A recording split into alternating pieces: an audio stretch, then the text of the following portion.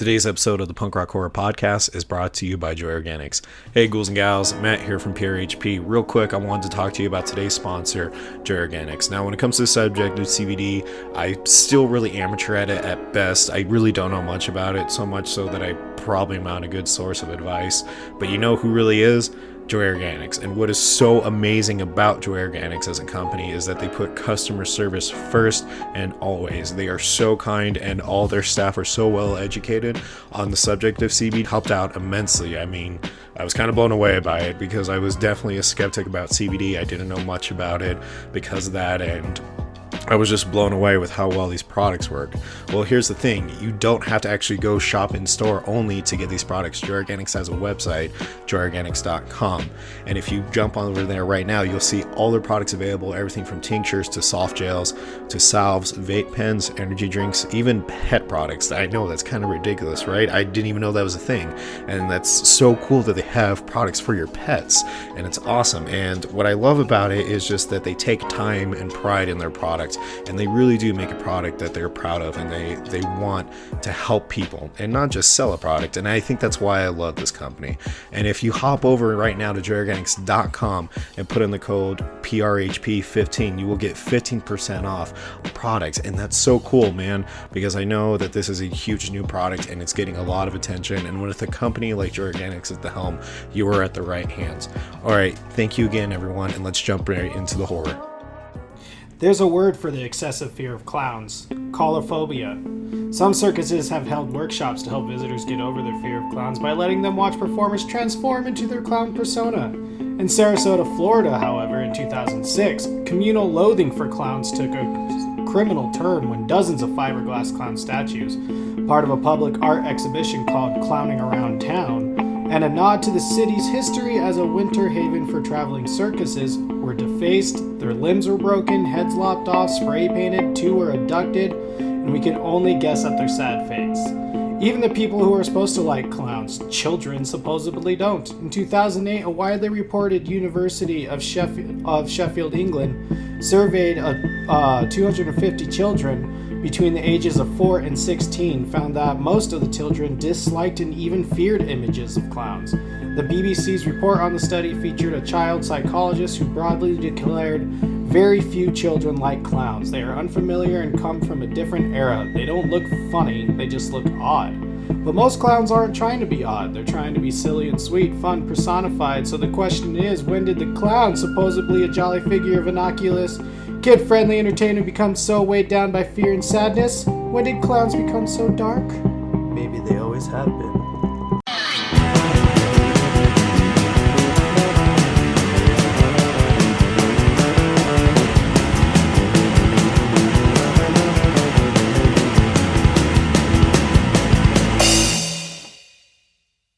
Welcome back to the Punk Rock Horror Podcast. I'm Matt. I'm Cody. And today we're here to remind you to invest in your mental health. I'm not gonna do anything dickish. I'm just gonna say invest in your mental health. Yeah. Do things that make you feel good today. Go get a haircut. Go work out. I said I wasn't gonna be dickish. Go learn a new recipe. What I was originally gonna say would have ruined that message. So go learn a new recipe. Or go smoke some weed. I don't know what you do when you're off time to You have casserole again? Is that what it is? I don't know what you guys do. But yeah, so also you guys, 2 new intros. For one, we have, a few new intros, I guess. We now have a sponsor, so Woot! Yeah, so we're not being sponsored by Joy Organics. That was the sponsor you heard before. We are actually actively trying to find companies that we feel make a good product for all the ghouls and gals that are interested in it. So that code that was mentioned earlier is still valid, so go get yourself some CBD products from Joy Organics today. As well, big shout out to someone on Instagram that reached out to us recently. Oh yeah? Yeah, so and this is actually really cool. I want to give a huge shout out to Big Boot Studio on Instagram. He actually messaged us and was like, hey, and bear in mind, I'm going to paraphrase just for time's sake, but he basically reached out to us and was like, hey, your guys' podcast gets me through my at the 8 hours, my 10-hour shift. I love you guys. Keep that shit up. And, you know, he was really cool about it. And he actually, that new intro you heard was from him. Yeah. And he cool dude. Totally awesome. So big, huge shout out to Big Boot Studio. The guy's totally awesome. Please follow him on Instagram. And a big, huge thanks to him. He has his own studio. He does his own music. And it was just a really, really cool thing for him just to reach out to us and be like, hey, I love your guys' shit. You want an intro?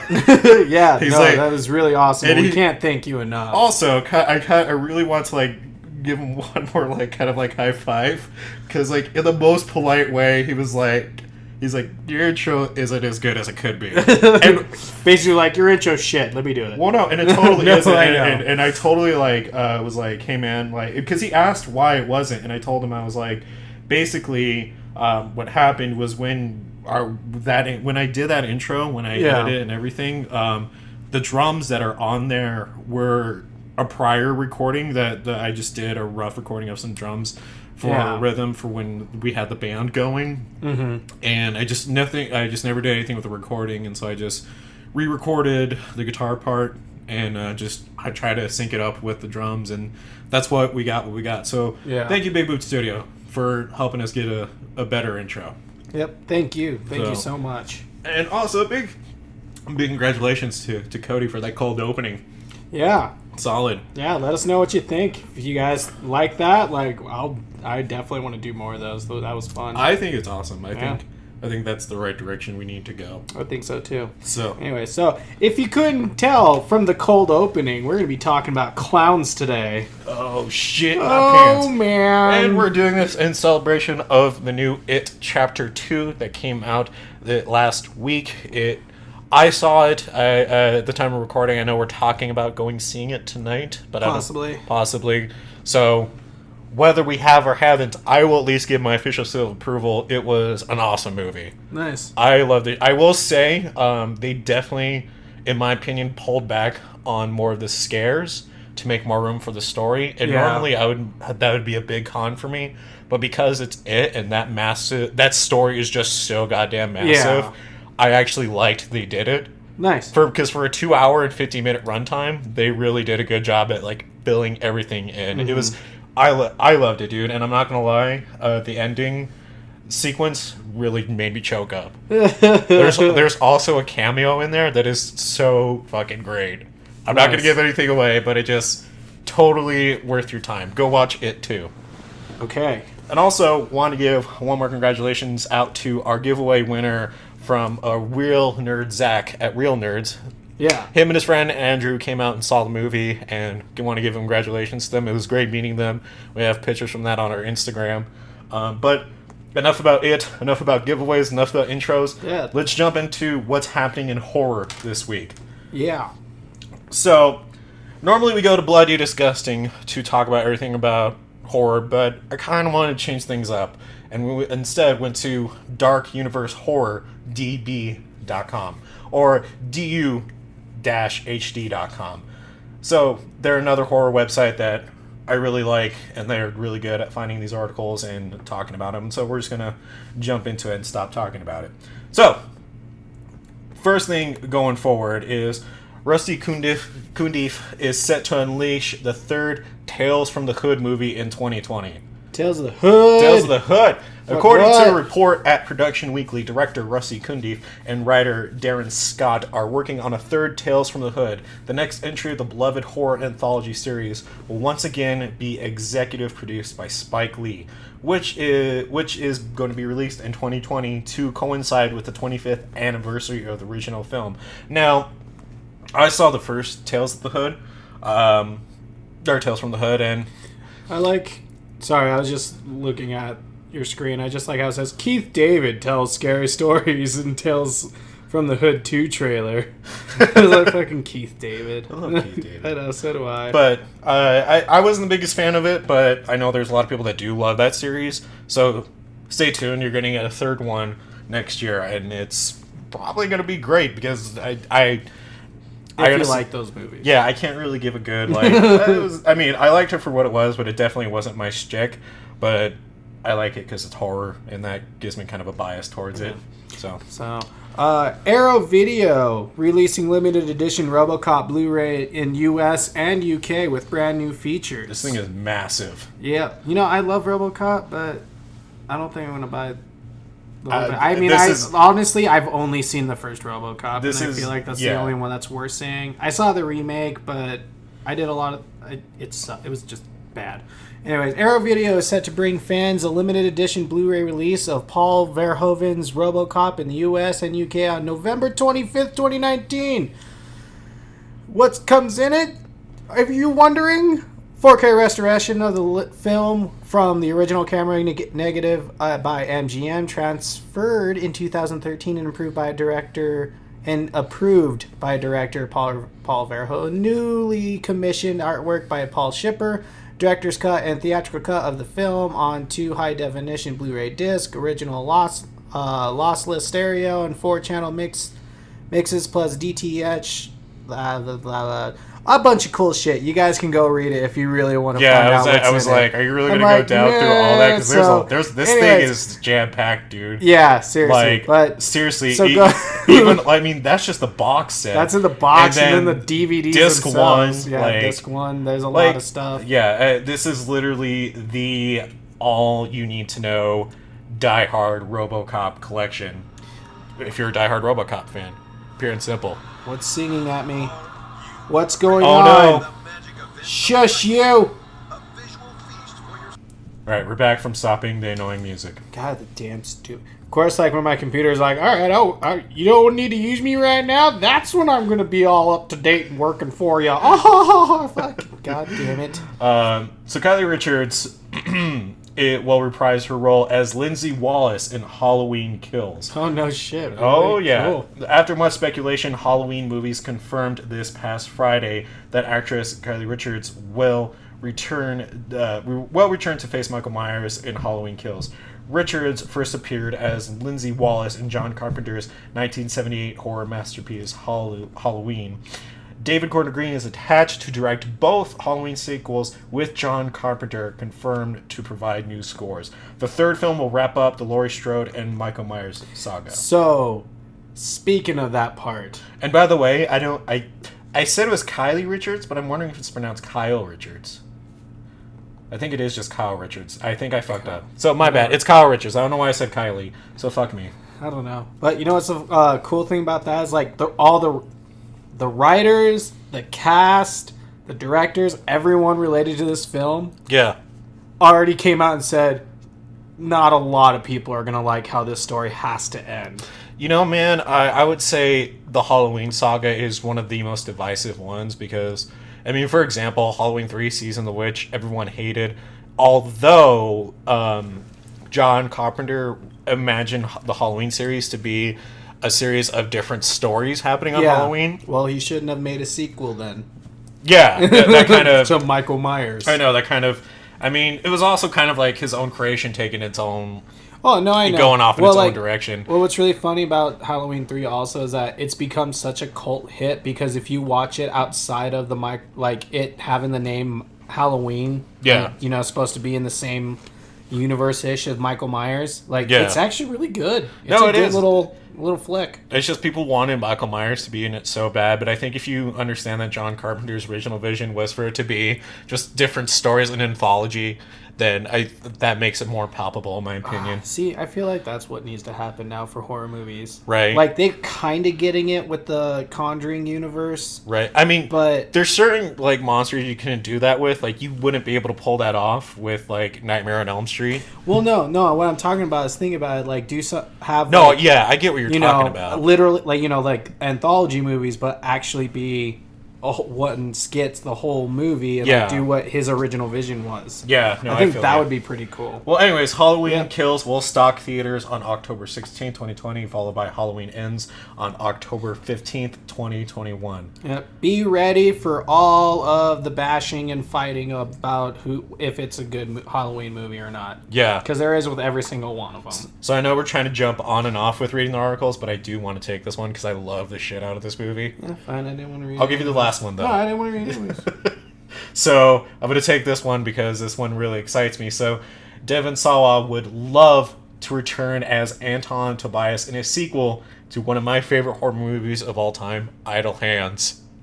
Did you ever see Idle Hands back in the day? I hated that movie. I fucking loved the shit out of the movie. I hated it. It was so goddamn weird. That's why I loved it. I just, I liked it more as I got older. But like the first several times I saw it, I was like, "This is why am I watching this? This is dumb." I think it's, you know what I think it's because? I think it's because you were more into the like slasher type of movies, and I was definitely more into the weird horror movies. I was more into aliens and slashers. So and I loved things that were zombified or like the Blob, like weird shit like that. I Killer Clowns from Outer Space.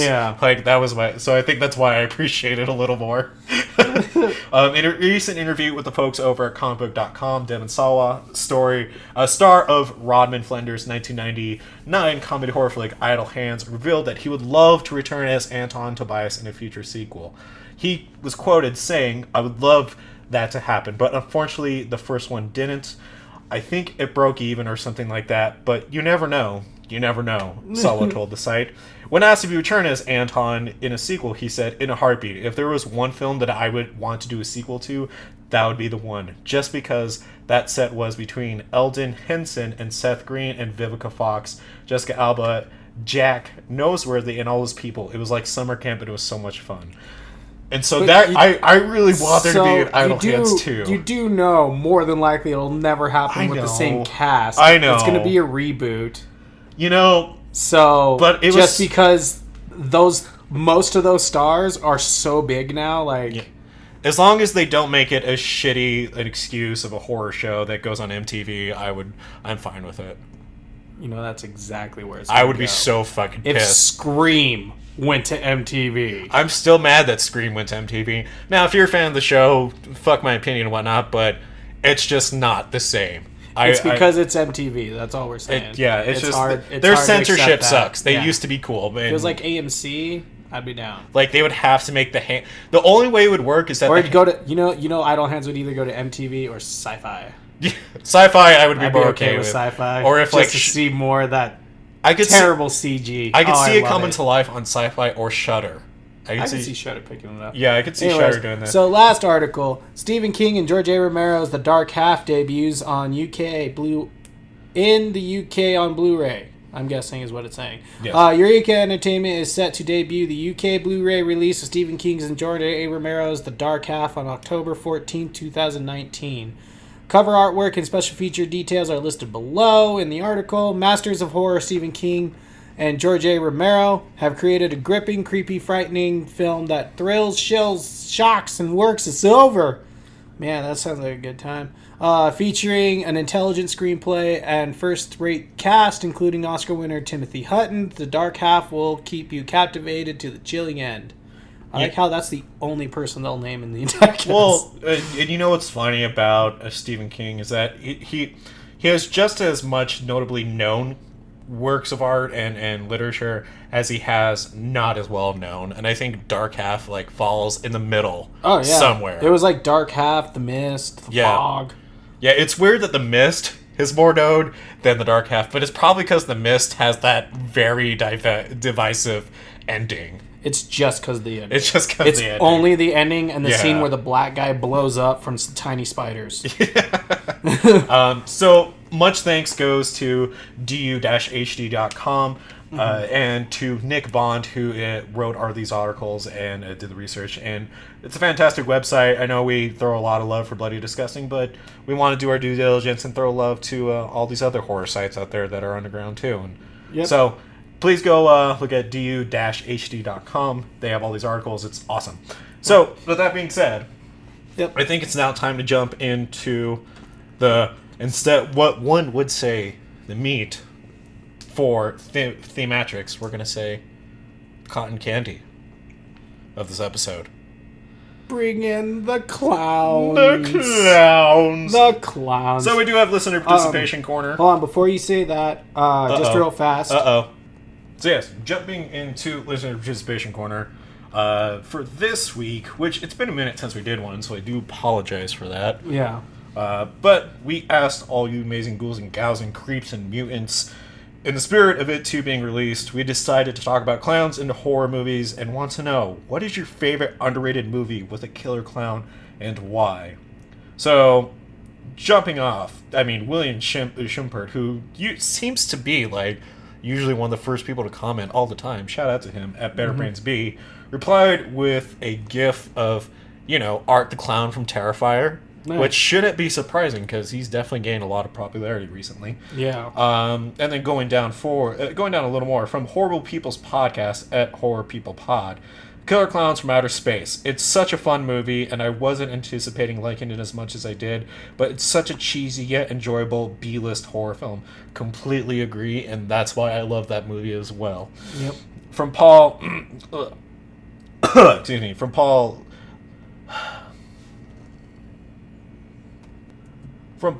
Luvashevsky, at Paul Luvashevsky, All Hallows Eve. While The Terrifier got a lot of notice, rightfully so, All Hallow is really the darker, more unsettling film. Art in The Terrifier is the next great movie Murderer. In All Hallow, he's the stuff of nightmares. Completely agree. Oh, man.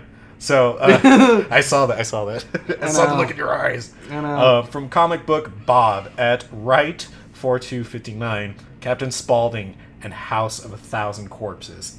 Totally. And I'm actually kind of surprised. Not many people brought up Captain Spaulding.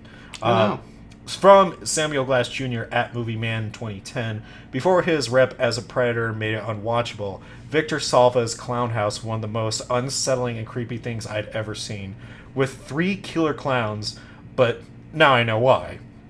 From Angel Heart Chester, Mike, a.k.a. he has the longest one. Mike, a.k.a. Hell on Wheels, at a.k.a. Wheels. That would have been far easier if I just did that. Not really a horror movie, but American Horror Story Freak Show. The killer clown from this series did a really good job of doing the silent but creepy acting. First time I've actually felt uneasy watching killer clowns in anything. From Jenna Manning at Headless Stark 92, I like a movie called Stitches. It's an Irish comedy horror movie with lots of laughs and lots of gore. That's usually what it brings up. I know, From Kate at Captain_Hangry, Killer Clowns from Outer Space. Again, much love to that.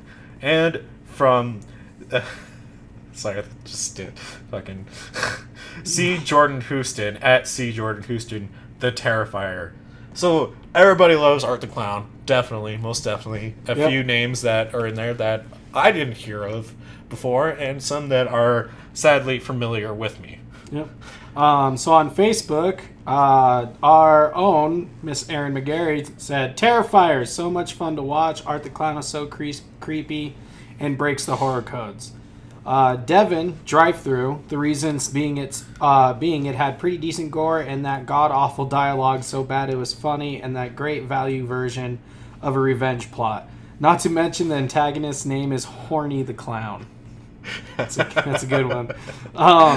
James, the original It, most people don't remember that it was made for TV and not the big screen, so they did the best with what the FCC and ABC would allow back then. Also, Tim Curry's a legend. He commented again. Also, Vulgar from Brian Johnson of Comic Book Men fame. You only get one, James. Paul said, underrated? Probably the not directed by Eli Roth. He just found the money for it, so people really need to stop listing it as an Eli Roth film. Clown. Anything with Peter Stormare. I know. I think it's funny because we had to correct ourselves. Yeah, I actually told him that on that comment too. It was like, yep. we fucked up and made that mistake too before. But yeah, I mean that is a good movie. I really enjoyed that movie. It is. And then Ian, I wouldn't say this is underrated, but the clown scene in Poltergeist always comes to mind whenever I think of clowns. It's a small part of the movie, but it's one hell of a scene that definitely stands out. Punk rock Ian. Punk rock Ian. Yep. Love you, punk rock Ian. So, yeah. Love you, big guy. So good. So, going off from that. So, read us the history, Cody. Yeah. What are we looking at? Okay, there's a lot of history. And just so I can get it out of the way early, I want everyone to know, including the cold open all of the information that I'm about to tell you, I pick and chose from an article on Smithsonian.com by Linda Rodriguez McRobbie, titled, oh my God, stop being stupid. I mean, that's not the name of the no, thing, that's it. That's what it is. What should I title this? Titled The History and Psychology of Clowns Being Scary. Quote, AKA, stop being stupid. Yeah, basically. Anyways, so, clowns as pranksters, this is actually really cool. Clowns as pranksters, jesters, jokers, harlequins, and mythologized tricksters have been around for ages. They appear in most cultures. Pygmy clowns made Egyptian pharaohs laugh all the way back in 2500 BCE. So they've been around for fucking ever. What? I can just see it. I can see it now. Nope. I want to laugh. I want to make a thing out of it. But say something. I just see it. Like, hey yo, hey yo. So, oh my God, the Boston Egyptian. Hey yo, so Pharaoh. Hey, yo, I got tickets to that game this weekend. Hong Kong. but we can't go, like, because the Pharaoh's so mad. We gotta do something. We're like, hey yo, is your cousin in town from the pyramid across the way?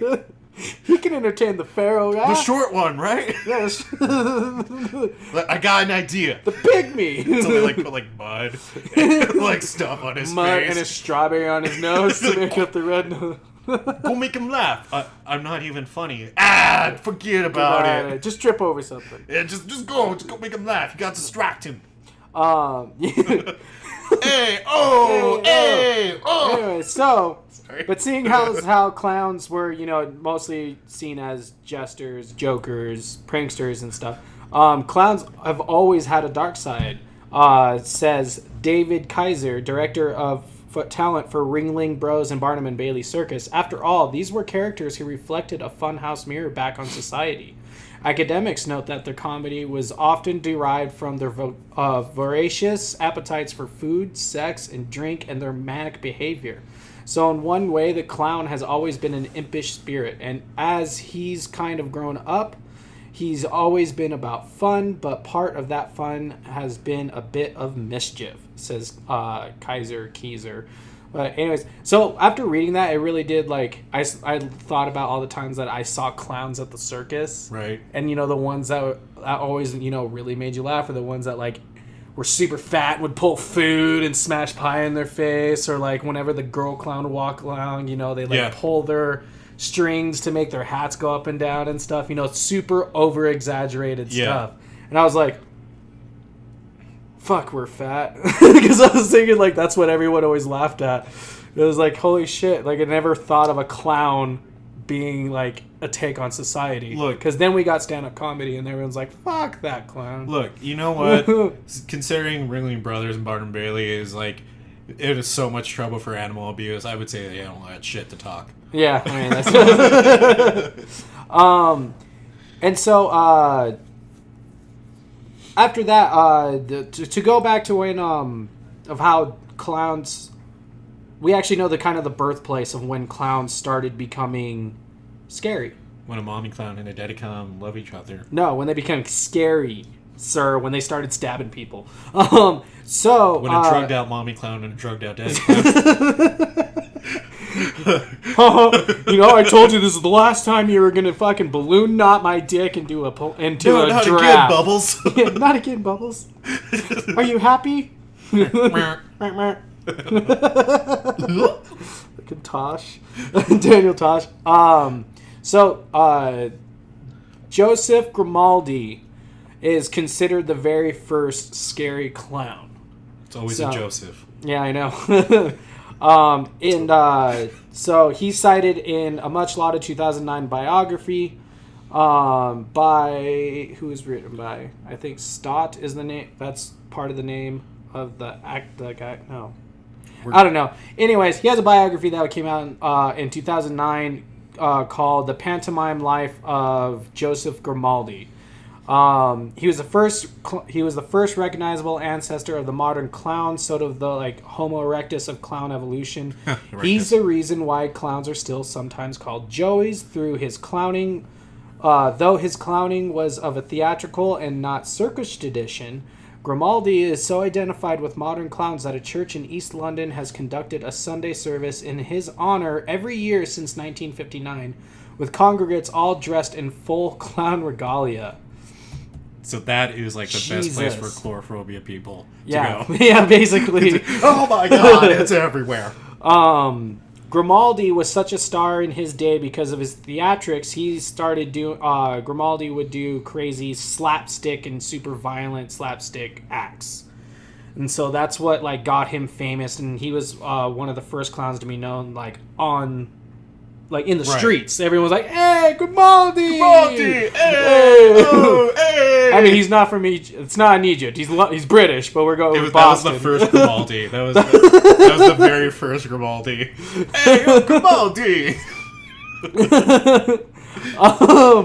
And so, because he was known on the streets also, and everyone knew what he did on stage and everything. The reason why Grimaldi started becoming known as the scary clown is because of his real life. Because his real life was anything but comedic. He grew up with a tyrant of a stage father because he came from a long family line of stage actors. He was prone to bouts of depression. His first wife died during childbirth. His son was an alcoholic clown who drank himself to death by the age of 31. And Grimaldi's physical gyrations, the leaps and tumbles, and violent slapstick that made him famous left him in constant pain and prematurely disabled, as Grimaldi himself joked, "I am grim all day." Get it? His name is Grimaldi. Get it. Dad joke. But I make you laugh at night. The Grimaldi could make a joke about it highlights how well known his tragic life was to his audience. And then enter the young Charles Dickens. After Grimaldi died penniless and an alcoholic in 1837, the coroner's verdict died by the visitation of God, quote unquote. Dickens was charged with editing Grimaldi's memoirs. And so he pretty much made Grimaldi like a drunken clown. Dickens had already hit upon the dissipated drunken clown theme in his 1836 Pickwick Papers.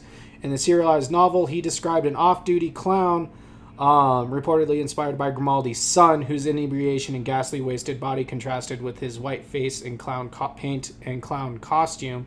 Unsurprisingly, Dickens' version of Grimaldi's life was well Dickensian, and Stott says imposed a strict economy. For every laugh he wrought from his audiences, Grimaldi suffered commensurate pain.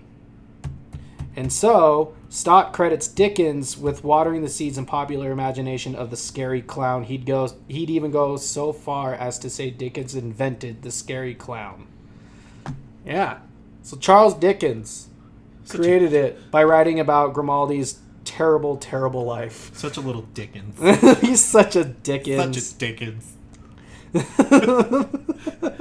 Such a Dickens. Also, did you Yeah. know that the natural death of Visitation of God was changed to just natural causes? Oh, really? Yeah, for the That's medical cool. community.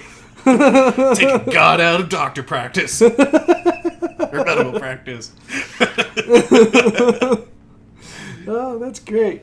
And so, after that, this is actually really cool. So, meanwhile, on the heels of Grimaldi's fame in Britain, the major clown figure on the continent was Jean-Gaspard de Burroughs Pierrot, a clown with white face paint punctured by red lips and black eyebrows whose silent gesticulations delighted French audiences. This motherfucker's the fucking birth of the goddamn mime, too. Oh, damn. Jean Gaspard, not Grismaldi. I'm going to go by his first name because I don't know how to say his last name. Jean Gaspard was as well known on the streets of Paris as Grimaldi was in London, recognized even without his makeup. But where Grismaldi was tragic, Jean Gaspard was sinister. In 1836, Jean Gaspard killed a boy with a blow from his walking stick after the youth shouted insults at him on the street. He was ultimately acquitted of the murder. So the two biggest clowns of the early modern clowning era were troubled men underneath all that face paint. So are you fucking telling me this dude was the get off my lawn Yeah. kind of dude? So clowns and he finally acted on it. So clowns basically started, get off my lawn, we're going to kill children, and fucking minds. The worst thing in the world. Look, in the kid's defense, if he was in his clown outfit, I couldn't take it seriously. They're like, you get off my kid! Come on, you damn kids! Like, that's me doing the squirting flower noise. Oh my god. Honk, honk, honk. Whatever, old man. Shut up, old man. You can't don't even know catch me nothing. in those fat shoes with your fat feet. And that's when he throws a pie that actually has like TNT in it. Pulls a Joker from Batman Yeah, and blows the pie up the hits kid. the kid's face, and the kid's like, "What the shit is?" I'm glad we're making a joke about a kid being blown up by a pie. That's and Okay, if you laughed at that, you're just as terrible. The real child who died was bludgeoned, not blown up. Yeah, There's a difference. We're talking about a hypothetical kid. Yeah. If you feel bad for the hypothetical kid making fun of the hypothetical, like, dying old man clown, Yeah, come on, the kid had it coming. he had it coming. We're not clowning around here, but Oh. But yeah, I don't know. So, what's your take on some of this history there, Matt? I mean, I feel kind of bad that clowns are as popular even more now. Right? Like, that is like such a tragic story of like falling from grace, right? Yeah. But around since like Egypt, right? Like fucking Yeah. 200, 250, 2500 BCE. Like, holy shit! Like, how would you even tell a joke back then? Like, how would that be funny? Like, Bird, another bird. like, because if they're supposed to mimic society, would they just pretend to be a feral that has like No. exaggerated features and be Oh my whipping god! someone? So I'm just thinking, like, what the clowns would be doing is like one's like a peasant / slave, and then the other one's like wearing a super ridiculous pharaoh hat, whipping the like slave. Right. The slave's like, "Oh, my feet hurt," and everyone's like, "Oh, they say that all the time." I like how they're so in Egypt they had German accents and Boston you know accents. What? You got Boston accents. Hey, yo, boss! Let me tell a joke for you. I like the clown. I like the clown. Send in the clown, Is this the best you've got? and then makes my pyramid.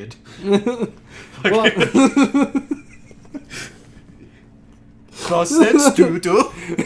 I don't know. I don't know anything about German at all. Bia! I'm like a hot skip away from just reciting Rammstein lyrics. I don't know. Well, like, what cause I found it fascinating that how long clowns have been around. Right. I mean, of course, like, you'd think like court jesters, everyone knew back in the medieval ages they were around. But like, to go so far back as like Egypt, and then like today's, like, when you think about it, like, especially reading about Grimaldi. Reading about Grimaldi, like how he made his entire act based off of the tragedy of his own personal life. Yeah. It's like, well, the stand-up comics I really loved, that's all they talk about. Well, and if you think about it, And I thought that's really cool. Well, another clown movie that's coming out is Joker. Literally follows that same premise. It's basically like the story of Grimaldi when you think about it. Yeah. Like, just from the trailers, and after I read about Yeah. him, I was like, oh, no shit! Especially when he quotes, like, I thought my life was a tragedy, but really it was a joke. Yeah, but it's really Did a I say that comedy. right? I think, or it's a comedy. I thought my life was a tragedy. But really, yeah. It's a comedy. Yeah. Like, that makes, like fuck, now I think Joker has to be an amazing movie. Maybe it's just not going to be Wonder Woman only from now on. So after all that, like, and it's also in the midst, clowns, like, when they, so when clowns were brought over to, like, the Americas from England and everything, they were actually used as, like, the comedic relief Right. in between all the high octane dangerous acts in the circus, because, like, you know, that's how America mostly knows about clowns, is at the circus, amusement Right. parks, you know, where there's all this adrenaline, and you want to get clowning as, like, you know, funny, like, to get a laugh and everything between all this super, like, anxiety blossom things, until in 1892 Italian opera Pagliacci. Then there's the 1892 Italian opera Pagliacci, which is Italian for clowns, in which the cuckolded main character and actor of the Grimaldian clown mold murders his cheating wife on stage during a performance. Clowns were unsettling and a great source for drama. So yeah, so basically, I'm not going to go into too much more about that, about like, too much more of like the super history of clowns. I want to kind of talk about more of like the scary clowns of the days, just because like if you want to learn more about the history of clowns, which I found fascinating, again, go back, to the article that I cited earlier, and it's a fascinating read. But going forth, so like of course everyone knows Pagliacci. If you don't know the actual story, but I know almost everyone has heard of that. It's an opera, super famous opera. But anyway, so on stage, I feel like the reason why people clowns are depicted on stage as this tragic character, not only just because of the Grismaldian mold, but just because like it's easier to do that, and it's also easier. It's one of those things where it's like I look happy, but I'm broken on the inside. And I think that's one reason why it's clowns scare people. Yeah, it's because they have the constant happiness, happy look. It's like it's false happiness. Like it's kind of like a good comparison would be I forget the name of the movie, but another good one would be like Pleasantville. Yeah, like although not as like, depending on which one you talk about, not as big of a horror movie. What was so sinister about it is because they were all like what was considered brainwashed into being happy, but it was false happiness. Yeah, it was people pretending to be happy when they really weren't, and that brings out such more frustrating feelings, and also feelings of like fear. Yeah, because it's like, why are they? Because you can tell they're covering up for something. So, and also like for the most part, this article also mostly just she starts basically citing like all the scary clowns, like John Wayne Gacy is a perfect example of that, because when he was Bozo, I was actually going to bring that up too. Yeah, when he was Bozo, his clown persona, he was trustable. People trusted him. He was happy. People kept bringing him back to kids shows. And I mean, if we're gonna do a whole episode on John Wayne Gacy, I'm totally jumping on that. Like, well, yeah, rice, that's fine. White on rice, straight up. But then but we know who he is. Yeah. He's this just terrible person who had a tragic life growing up. Well, and I think he added to the fear of clowns too. Like, you're saying. For sure. But like the whole like. And I think that's why people are afraid of clowns, because you see the makeup and it looks happy, but you don't know what's underneath. Right. Like John Wayne Gacy. Right. So, or at least a few of my exes. Yeah. A few of everyone's exes. Let's be honest about that. But yeah, and so it's just it's like, and the funny thing is too is like we think clowns are for kids, and like like I said earlier in the article too, is that kids don't like clowns. And I remember hearing about it, more than likely also from this article, is that the reason why kids don't like them is because they're unrecognizable. They can't recognize the face and stuff, especially when the kids are that young. I mean, Audrey, she gets terrified when like I make small changes to my face, right? Because she doesn't recognize me, right? And I think that's why they hate them. Well, and I would also add into it because clowns have been giving more of a fearful like atmosphere to them.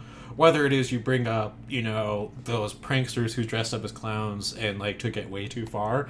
I think another popular one, especially on a more nerdy level, is Final Fantasy VI, where the main villain was a clown, Kefka. Yeah, Kefka. He was a clown. I mean, his full version is more like a godlike creature or something like that. But like he actually succeeded in that game in the storyline, destroying the world. Yeah. Like, and so it makes me wonder why there isn't as many horror movies about clowns. Because like, and I guess to be more specific, why there isn't as many. Well, I should say why there isn't as many good ones. Yeah. Because it seems like when it comes to like evil clown horror movies, I feel like there's this big, huge amount who are subpar and at best B movie quality, and then you have this very, very small niche like It and Stitches and All Hallows Eve, so on and so forth. Yeah. That are actually really good, that tell a really good story and everything. And I feel like the clown, especially evil clowns, kind of get the mistreatment of just being, oh, it's an evil clown, so it'll be scary by itself. Yeah, I think, and it's also because of just like clowns are, that phobia. Yeah. So of course it's just like it's something you don't want to see because there are, like Lauren, who's terrified of clowns. Yeah. And one of my bosses, he hates clowns. It was so funny. We actually put a clown in his room, in his office space, and he freaked the fuck out. It was the best thing ever. Good. But yeah, no, and I also think, well, I think also one of the things like scary about clowns also is the fact that like you see something that's so colorful and supposed to bring joy, but when it's like children, when they turn demented, you taint them, they're just fucking terrifying. Yeah. You didn't think anything that is that bubbly of like looking and goofy and dork looking, right, can be that evil. Well, and also, I mean, I'm going to take it back to John Wayne Gacy. So I think also adds to that fear is that when it comes to clowns, we kind of have this idea that children more often than not like clowns than adults do. And now, keep in mind, there's obviously still like children who are scared the shit out, like fucking are terrified of clowns. Mm-hmm. But more often than not, like they're not too scared. So there's what I think it is that we were raised on and we teach our kids, stranger danger, but clowns blur that line because when they put on that makeup and they're party clowns or so on and so forth, they are just like, oh, I'm just here to entertain. I'm here for your kids. And so that's what John Wayne Gacy basically did. Come to find out, he had, these bodies of these children in the walls within his house, and it just kind of like brought this fear back into everyone, and everyone's mind of like, is a clown really good or not? And then I think for people who are professional clowns, it's hurted them and they're professional, and I feel bad for them. Yeah. And so I was trying to do some research also about trying to figure out like, because clowns have always had that dark nature, as I said, when it didn't even need movies. Right. Or, it started off in theater, and then it went to like, started off as like just on the street theater, and then it went to stage, and then, it went to TV and then movies, and to go over just like the movies and TV side a little bit. This isn't where they started, but these are the biggest culprits of turning clowns evil. Yeah. In 1982, Poltergeist relied on transforming familiar banality, the Californian suburb, a piece of fried chicken, to television. What the fuck is this saying? And Poltergeist had the crazy clown. And in 1986, Stephen King wrote It, and had the made-for-TV series, mini TV series, fucking TV show. It came out in 1990. Jesus, goddamn Christ, I don't know why this article got super weird. But then also back in 1988, B-movie hits Killer Clowns from Outer Space came out. 1989, Clown House came out. So like there's a lot of that. And then basically these movies and stories and everything that America like just jumped on, it feels like in the 80s for the most part. Like late 70s, early 80s is where like they started using clowns as like that generation's zombies, basically, where they just kept using clowns in it, and it just made it basically was kept trying to turn clowns into the boogeyman, like Freddy Krueger.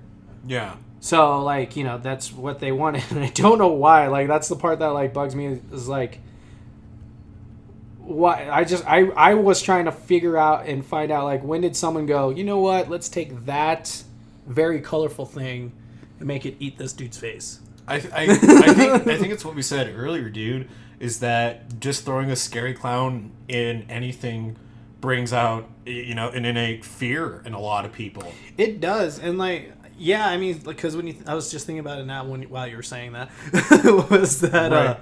Thing about like all these like horror movies, they always have a clown cameo. Yeah, more often than not they do. I mean, you could even look at Jigsaw, not Billy. The puppet. Yeah, Billy. Yeah, Billy, thank you. I can remember the name. The puppet, even his face is modeled after a clown. Mm-hmm. Like, makeup and everything. Yeah, it's more demented and more of defined features, but it's still modeled after a clown. Yeah.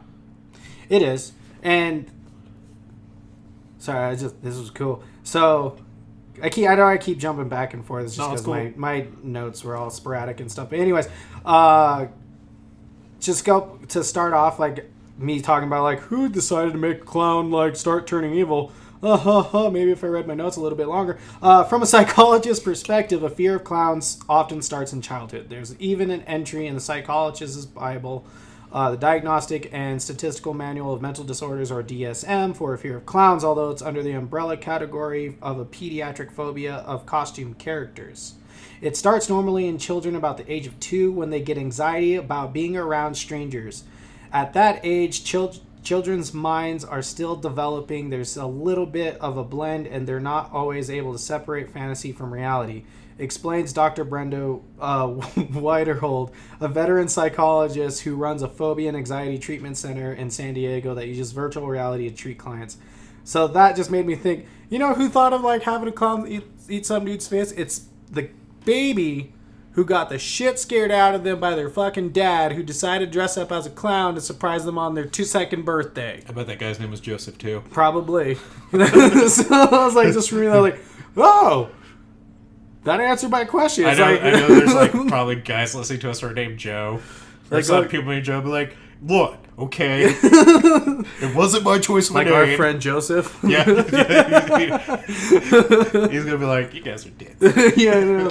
But no, like, so that it's cool because like when you think about it, like how many funny videos do you see of like parents or relatives dressing up as a clown and like popping out from behind the couch going happy birthday and scaring their kids? Yeah. Like that flooded America's Funniest Videos and stuff. Yeah. Man, that makes so much more sense now. I'm like, oh, Well, but I mean, like, the fear of clowns is so rampant because, like, even just thinking about it, dude, like, most Halloween, like, haunted houses have Always a have room clowns. dedicated to clowns. well, and shit. We also think about it like we had that fucking nationwide clown scare. Yeah. Where just random Yeah, clowns the are clown standing. pranksters, yeah. We're standing in the streets and stuff like that.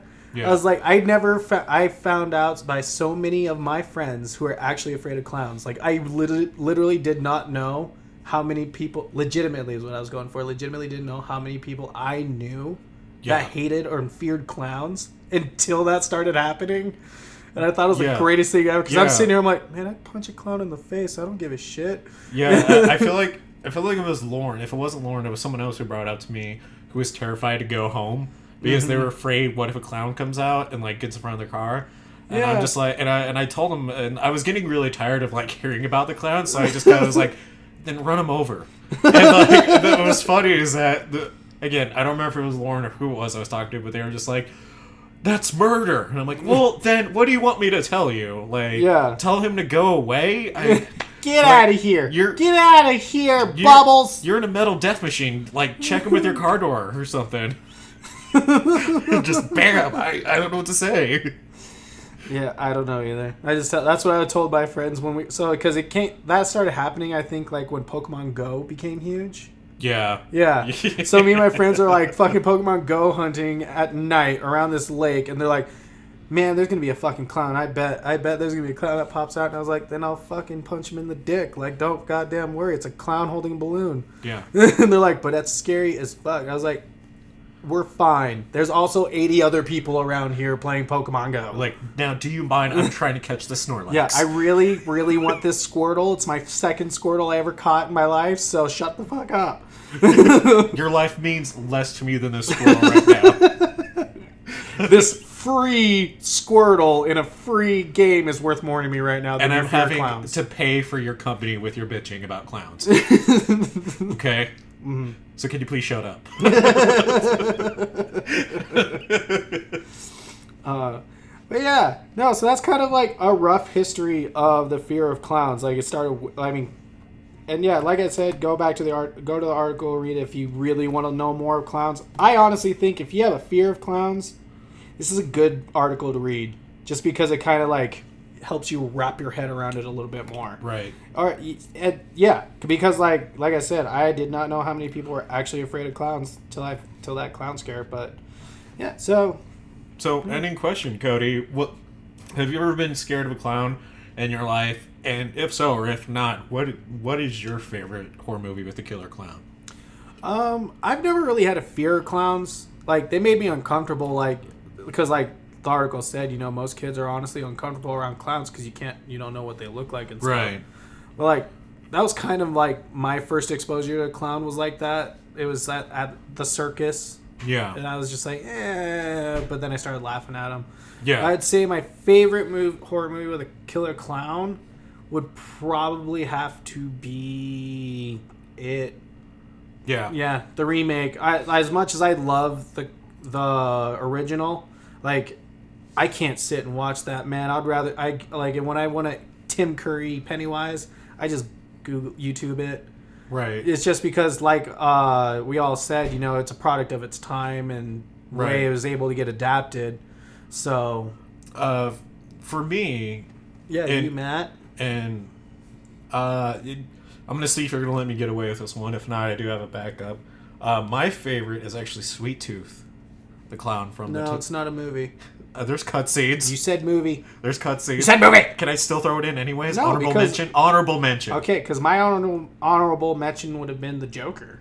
Okay, well then there you go. There you go. Honorable mention. Even though Sweet he's been Tooth. in movies, but they weren't horror movies. Sweet Tooth is one of my favorite villains from a video game series ever. I think they need to make a Sweet Tooth movie. Just a Sweet Tooth movie. Please. I know that like puts me in edgelord territory too. A little bit. A little bit. Sweet Tooth, yeah. You don't even know what psychotic means, man. I wish I had my head on fire by the hate. Sweet Tooth gets me. This is how I feel. No, for me, it would definitely Killer Clowns from Outer Space. No one should be surprised by it. It's definitely no. I bet like almost all our listeners are like, I wonder, Matt, Killer Clowns from Outer Space. Well, dude, it's like we talked about the beginning of this movie. I loved the weird types of horror. No, I know. It's just funny because it's like, again, it's one of the 3 movies you always talk about. Well, fuck me, man. If the second one I would pick wouldn't be like as much love, but it would definitely be Stitches. I definitely loved Stitches. I would. Okay. So I'm gonna change my answer real quick. I know it's like cheating, but I'm just gonna make it. I'm gonna make it Stitches because I actually really liked that movie. I actually thought it was a good attempt at a killer clown horror movie, and it had all the right things for it. Yeah, I had actually never seen Stitches, and I was gonna do this for our movie review until I saw. I think the one you picked is a lot better. I do too. I love the shit out of Stitches. So I'm honestly like really mad at myself about it, but I'll talk about it next week. Okay. Or next episode. Yeah, next. Right? Yeah. Wait till next Friday. No, I fucking love Stitches. But yeah, if I can't do Killer Clowns from Outer Space and Clowns from There, it would be that one for sure. Mm-hmm.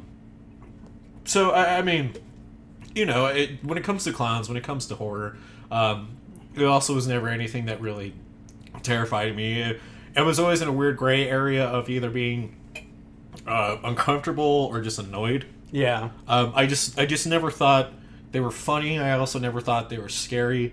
Then again, I've never saw an actual clown in real life besides a circus, and it's been few and far between that I ever had an experience with one. So I mean, it just never really freaked me out. I thought they were cool more than anything. Mm-hmm. Going back to the whole my love for weird horror. Yeah. I mean, that's just where I'm at with clowns. That's. They don't scare me. It's what it is. But I would say, fun side thing is that, on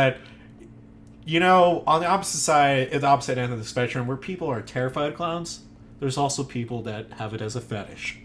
Yeah. So, I mean, take that for what you will. I'm not kink shaming. More power to you. Did you hear that, Squiggles? I just think it's interesting. So that makes me so that makes me wonder if there's a fetish for everything that people find terrifying. Hey, there's probably some guy that looks at his girlfriend and is like, "Look, I know we close, but there's something you got to know."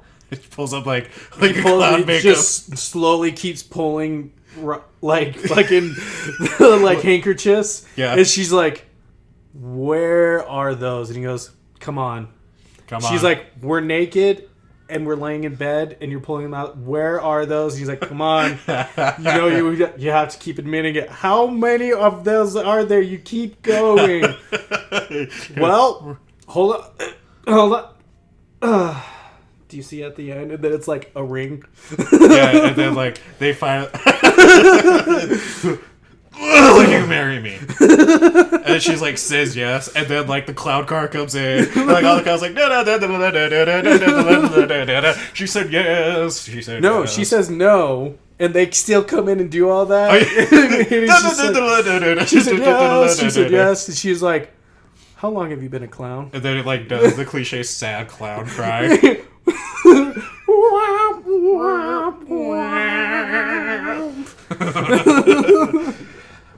And Gross. speaking of things that make sad clowns cry, we are at the end of today's episode. So, if you want to be involved with everything that we're doing, then please like us and follow us on Facebook at Punk Rock Horror Podcast. You can search us up, or on our Twitter at officialprhp. Or on our Instagram, Punk Rock Horror Podcast, hashtag PRHP Podcast. If you want to consider supporting the show and get some sweet-ass rewards in return, please consider going over to our Patreon, patreon.com/punkrockhorrorpodcast. And we have amazing rewards over there that will be worth your time and your investment into the show for keeping the lights on. Also, we have a big, huge live show coming up here in October 5th over at Gorehound's Playground, where we will be recording the podcast live. We will be having listener participation corner live, and we'll be watching an exclusive movie afterwards with all you amazing ghouls, gals, and creeps and mutants. And tickets are now on sale via online, brownpaper.com. You can see that link below in the episode notes, and also available on our website. With that being said, thank you again, ghouls and gals and creeps and mutants, for tuning in, listen to us talk about horror with you, and from the bottom of our hearts, thank you. Thank you. Podcast over. Bye. Bye.